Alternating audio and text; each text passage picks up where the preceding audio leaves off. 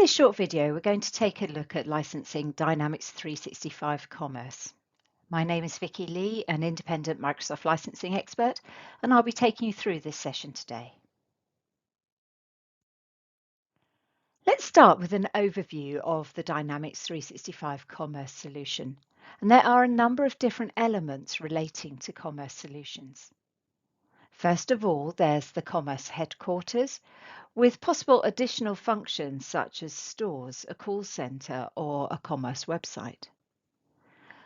But what licenses are associated with these functional areas? Well, the Commerce license is the fundamental license, and this is a user subscription license with a 20 user minimum. These licenses are purchased for users at the head office of a retail operation.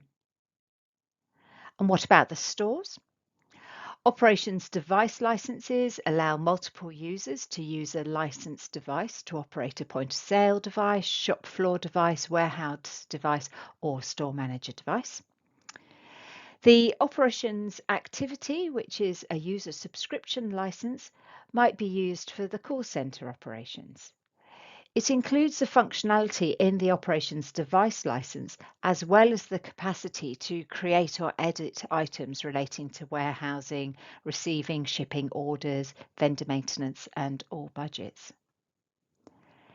These licenses are available as standalone licenses.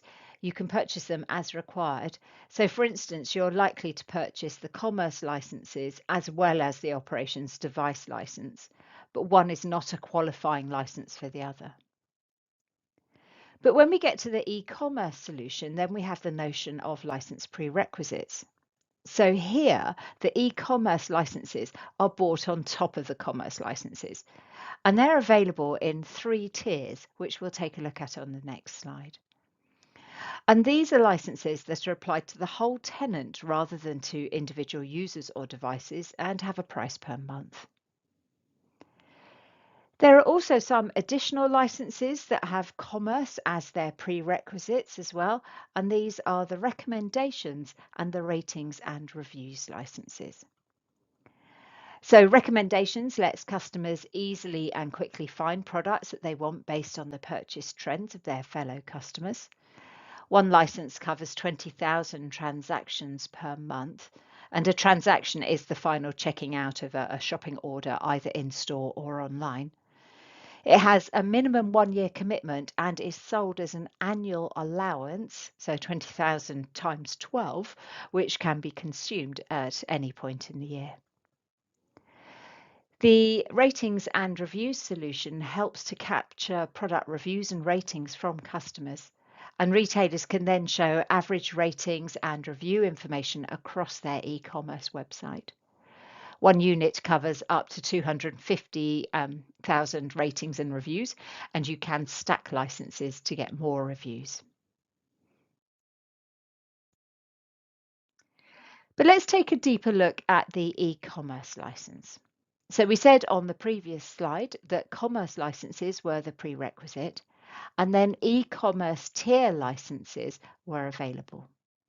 And you must purchase at least one e-commerce tier, which comes with one commerce scale unit and includes a specified allowance of e-commerce transactions. And again, a transaction is the final purchase of an e-commerce shopping cart, irrelevant of the number of items in the cart. The e-commerce tiers are purchased based on the anticipated number of transactions and average order value expected for the year. And there are then overage SKUs available if you need more than the anticipated number of transactions. So let's take a look at how this actually works.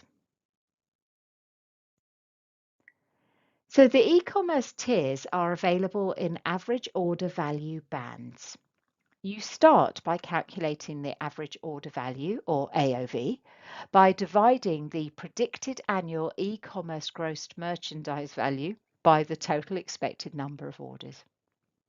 Having done that, you'd identify which band you're in. And the tiers would then be transacted based on the band that you're in and the number of expected transactions. So let's do an example to show you how this works.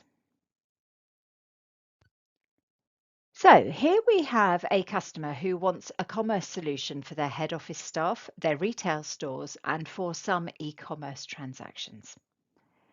In terms of numbers, they have 25 employees in the head office, and they expect to execute 114,000 online transactions in the coming year, with an average order value of $75.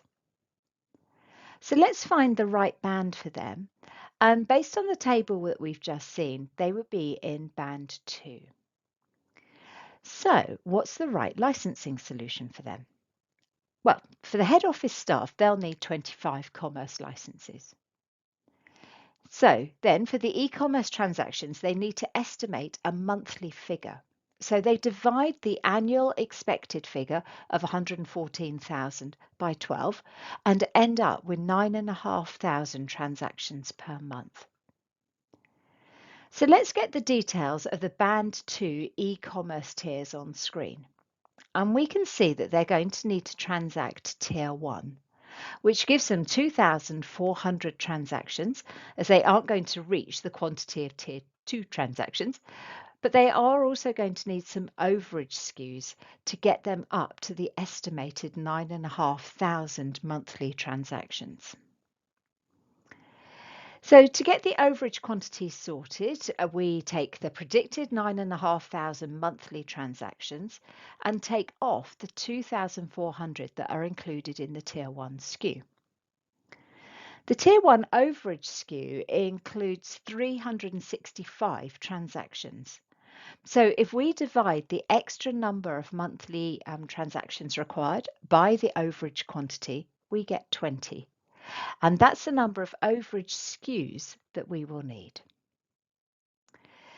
So it does feel like I'm slightly giving a maths lesson here rather than looking at licensing. But if we just pop up the rest of the slide, we'll show the predicted monthly costs based on the maths that I have just gone through.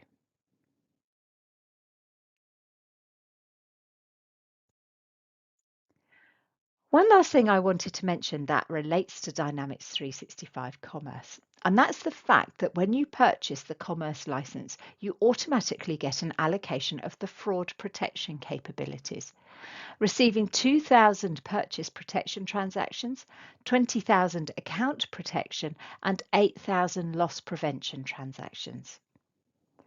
If extra transactions are required, then you are able to purchase overage add-ons, and you're allowed to add these licenses onto the Commerce license. In this case, you wouldn't have to purchase the base fraud protection license.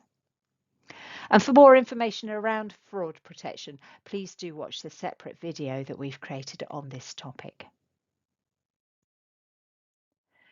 That concludes this short video. Thank you very much for watching. If you require any more information around Dynamics 365, please do contact TD SYNNEX.